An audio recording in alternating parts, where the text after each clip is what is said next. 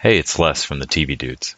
This week, we're releasing a final interview from way back during ATX Television Fest. I spoke with writer and food lover Phil Rosenthal, star of Somebody Feed Phil. We chat about the joy of curiosity, finding good restaurants, missing Anthony Bourdain, and so much more. Hope you enjoy.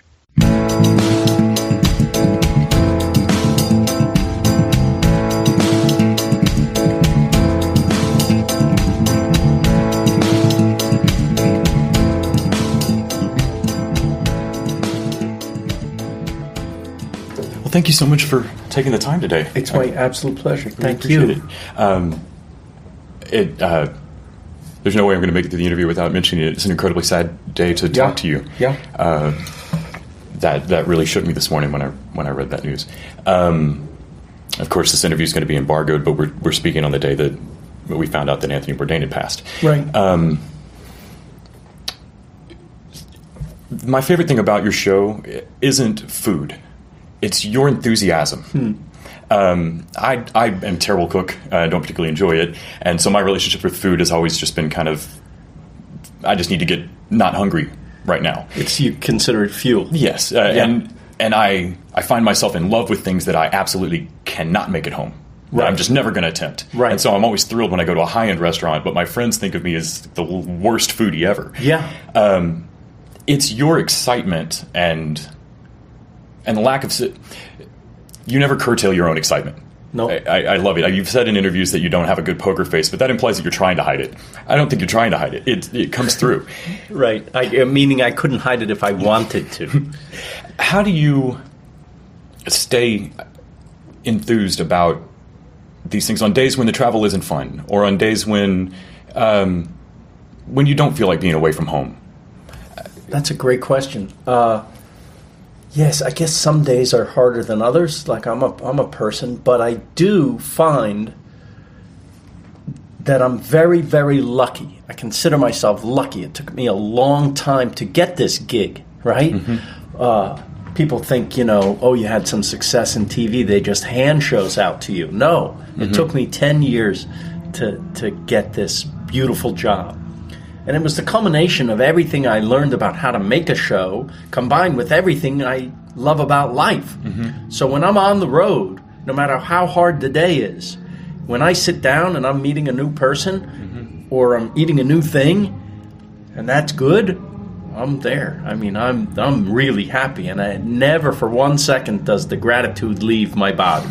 I'm feeling like the luckiest guy in the world. That's true. Can't fake it. Yeah. Yeah, I think finding a way to stay present in that moment, yes, has to be key. Well, that's the secret, isn't it? That's and maybe I learned in my 58 years how to get there. It doesn't happen to everybody. Our friend Anthony Bourdain, for whatever reason, didn't find it. We're shocked to find out that he didn't find it. Yeah, and it would seem that he had the world on a string. It would seem that he had a charmed life. Mm-hmm. He even said he did. But you never know what's going on inside another person's head. Mm-hmm. It's terribly sad that he couldn't find the help to keep going. Yeah. Because he's such an inspiration, obviously to me, but I think to everyone. I said today, everyone who travels and eats. Yes. I heard it put that his show was one of the few things on television that seemed expressly designed to make you less scared of other people. Beautiful. And I thought that was a great way to put it. Any successful travel show. I think. We just come at it from different points of view, that's all. Mm-hmm. He has a very scholarly and knowledgeable and adventurous point of view. I think I'm a little more naive, and I think I have my whatever quirky sense of humor that I can bring to something, but I'm only here because of him. You've said in interviews in the past that boundaries make art, or that self-imposed boundaries, not swearing on Everybody Loves Raymond. That's right. Things like that.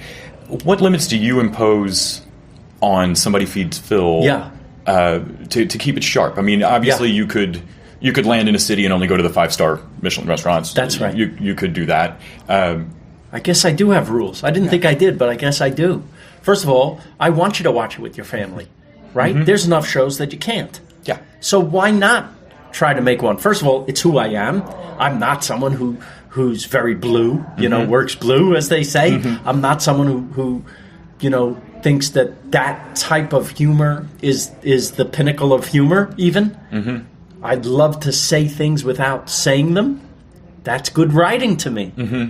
To me, that's the fun, is to figure out how not to be on the nose. Yes. There are times when I am on the nose for a very, very good reason, but it's usually in summation, not at the beginning.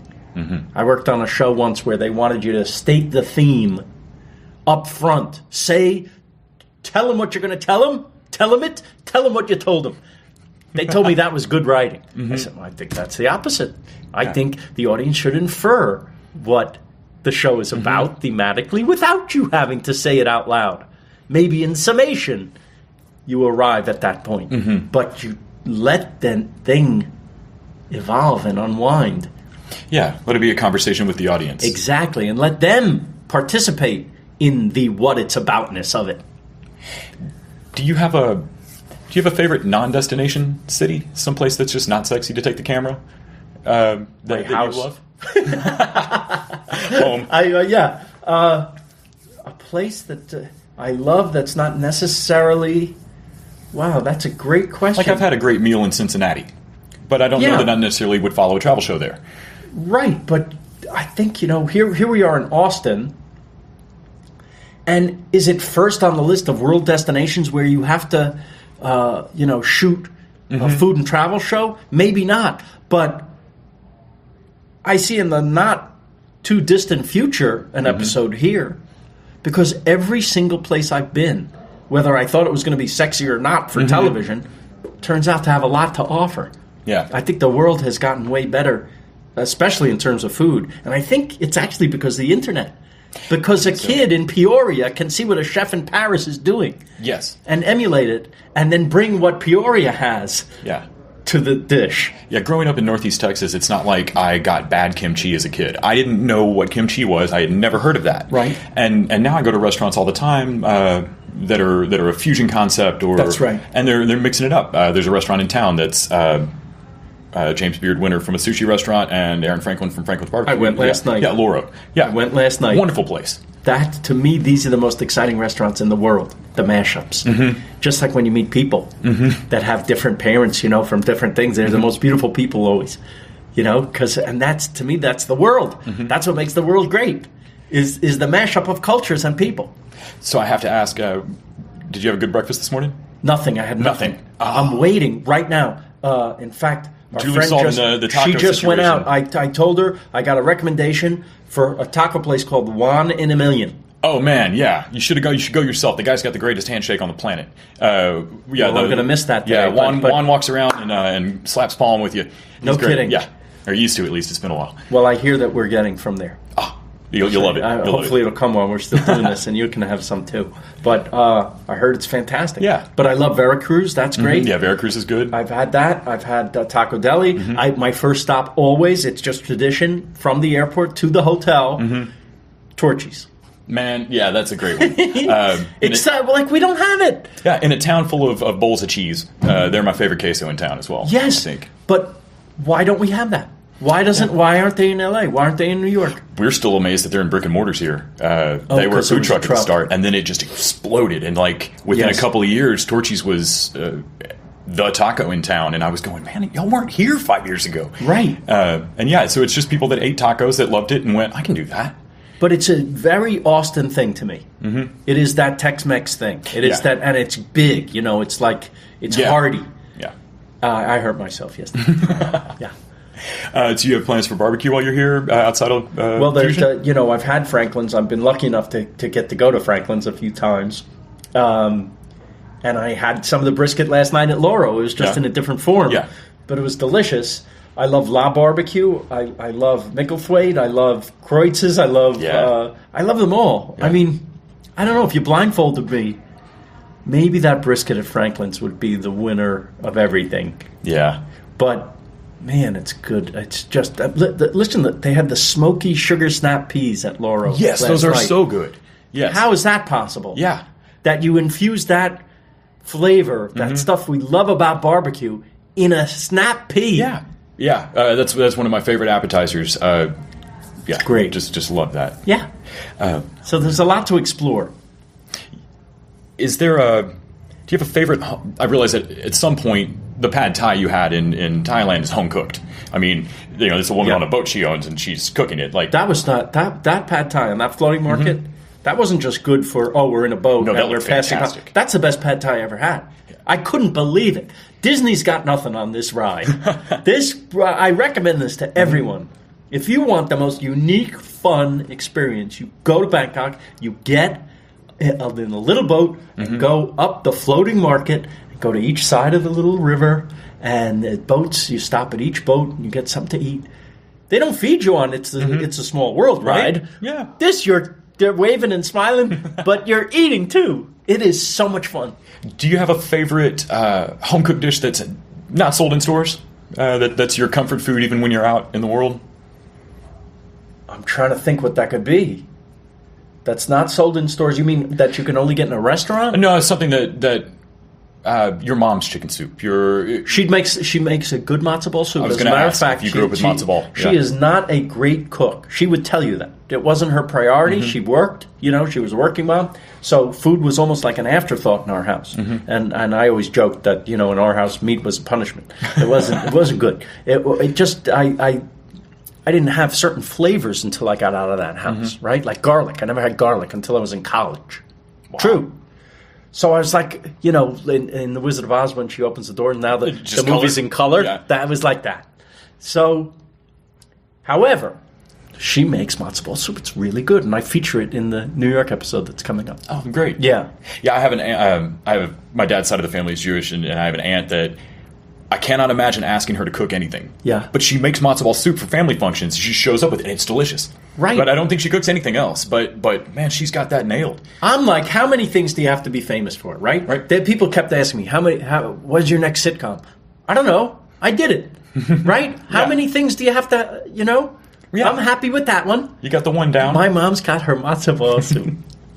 I do wish somebody in my family had picked up my great-grandmother's bagel recipe. Those faded off. I had bagels when I was a kid, and then nobody's pulled that trick out of a hat yet. These recipes, they're like the family story. They're the family. That is how we can preserve the family history. It's important to write this stuff down, I think. Just like you want to remember their history, where they're from. This is a tangible, edible reminder of the person. When you're showing people around cities that maybe they'll never travel to, maybe your audience won't go to Lisbon in their lives, or maybe they'll never have that food, or maybe they know that that's a food that's not up their alley. Yeah. What are you wanting them to take away from the show? Try it. Just try it. We're not children, right? We tell our kids, just taste it, right? What's the worst thing that happened? I don't like it. You don't have to try it again. The tasting is its own reward, right? Try it. Go to there's a Peruvian restaurant down the street in your town that you're afraid to go in because you don't know anything about Peruvian food. So we're blessed with the phone. Go look it up. Look at the menu. Oh, they have chicken and rice. I like chicken and rice. Yes, you like chicken and rice. Why don't you go and taste it there? Yes. Maybe you'll like it. And before you know it, the owner, like you just said about Juan, shakes your hand. You fall in love with Juan. Before you know it, you're in Machu Picchu. Right. Because it was these baby steps that take you to the, if Bourdain was the adventurer, he's the senior in high school. I'm the freshman. I'm here to the introductory model is how I think of myself. Get you to just try it. I know we can't all afford to travel. I know when I watch Bourdain, I'm living vicariously through him. But I always felt like if people looked at me, they would say, well, if that putz can go outside, maybe I can too, right? And so I'm not. I don't think I'm someone. I'm not someone I want you to live vicariously through. I want you to do what I'm doing. I want you to go. And if you can't afford to go, you can travel in your own town. That's a start.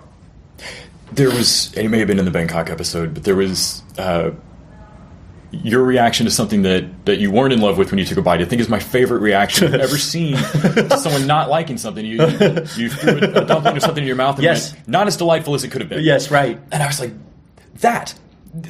You didn't like it, but you didn't have to make a thing out of it. No. The thing I did make a thing out of was so awful. It was a 1,000-year-old egg in Hong Kong. And it was... I was an idiot because I took an entire half an egg. This is an egg. It's not really 1,000 years old. It just tastes that way.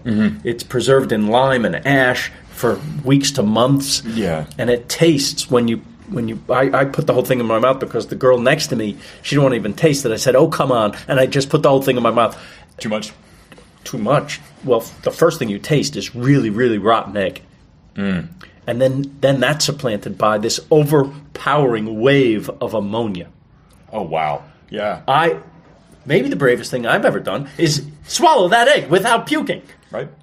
And I did it, but it plays all over I turned every shade of that egg. And by the way, the egg, the white is a brownish orange, and the yolk is a bluish green. You know something's off here. Yeah. Something's not right. And I thought, and maybe because you think the cameras are rolling and you can't possibly get hurt, that it's just a TV show. Oh no, it was very real. I discovered that it was very real. Yes. And you hear my brother laughing off camera. I was about to say, was Rich just dying? And while I've got a few minutes left. You okay? I think I've got a minute left. I had seen that you sit on Represent US. Are you still part of that charity? I think so. Okay. Yes. Which corruption or anti-corruption stuff, I could always use an advocate. Yes. And I feel like we're maybe really use one right now. Yes. But I just wanted to mention.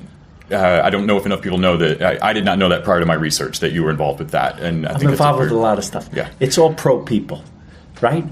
Maybe we're in a world right now that seems to be anti people. Not a bad way to put it. I'm just you can call it the resistance, you can call it whatever you want, but it's pro people. Yeah, that excitement you have traveling and meeting people, and I think my favorite thing on your show is when you look at someone who's showing you around a town and say, "Fix my dish the way you're fixing yours." Of course. Rather than, I think a lot of people would hedge their bet of, I'll trust you, but only this far. No, it's one thing if you have allergies or something, that's understandable. But why not try it the way they have it, right? You'll find out whether it's too spicy or not for you, and then you can always alter it later. But why not try it the way they're having it? When you arrive in a new city that isn't for the show, so you maybe not setting up producers, maybe not setting up guides, do you have any tricks to how you find, what do you keep an eye out for local flavor or for? Well, again, the phone is a great resource. So you can start with Yelp, but never end with Yelp, because Yelp, there's a certain amount of subjectiveness. So what I mean is sometimes it gets a high rating just because of the price, right? There's all different reasons why something could get a high rating on that particular site or any particular site. So I always cross-reference. And so when you start to Google something and you see it starts coming up in the local reviews in different international newspapers that they love this place. It's on everybody's list. There's something to that. Yeah. You'd be an idiot not to at least check it out. Yeah. And then you always have a local. Have you been here? Is this right? Oh, yeah, that's the best. There's going to be a line. Yeah. That place is awesome. Or they'll tell you the opposite. Nah, it's all hype. Don't buy the hype. Yeah. We always leave room in the schedule, by the way, when we're shooting for this kind of serendipity to maybe something just opened. That's the new hot thing. Yeah. You wouldn't know if you did your research from 3 months ago. You wouldn't know that Loro exists in Austin. You got to come here, and that's what everyone is talking about. So you got to get there right now. Well, thank you so much for taking the time It's my today. pleasure. It's my pleasure. Thank you. I had such a wonderful time chatting with you. I've enjoyed the show so much so far.